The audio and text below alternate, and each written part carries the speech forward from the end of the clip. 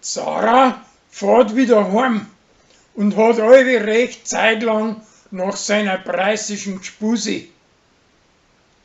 Margot wird von seiner preußischen Schwester nur mal mit seinem preußischen Outsider zusammengebracht und der redet ihr recht gut zu und schließlich möchte sie ihm nachher da wieder heiraten.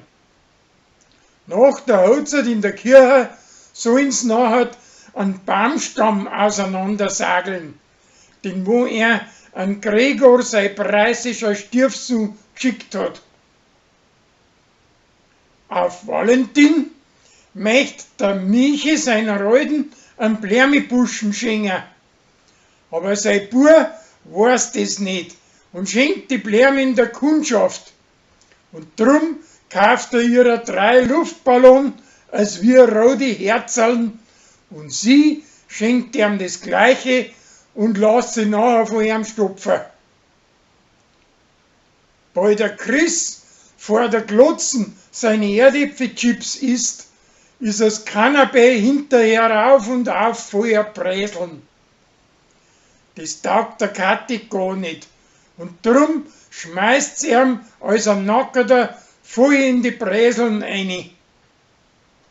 Die stechen ihm so kreisli, dass er's mit dem Staubsauger wegmacht, vor dass er sie stopft.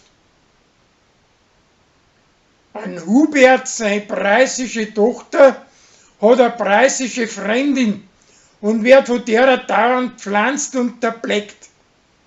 Aber der Pfarrer bringt die zwei wieder zusammen. Der Chris pflanzt den preußischen Keiner und tut er so, wie wenn er Bierflaschen mit dezent aufbeißen könnte. Der Schwindel fliegt aber auf und er blamiert sich vor alle Leute. Ein berühmter Gaudibursch aus dem Frankenland übernachtet im Wirtshaus und möchte seine Ruhe haben. Aber die Uri macht für ihn Reklame, weil sie meint, er braucht das. Und drum verschwindet er gleich wieder. Als Zwiefel möchte die Wangener unbedingt einer Fest vermasseln und ruckt mit der Rosi zusammen, weil's heimlich derer seine Akten lässt. Wenn er sein Kreis weh, tachet's einen Rezeptblock und fälscht etliche Rezepte, damit das in der Apotheke ein Rauschgift kaufen kann.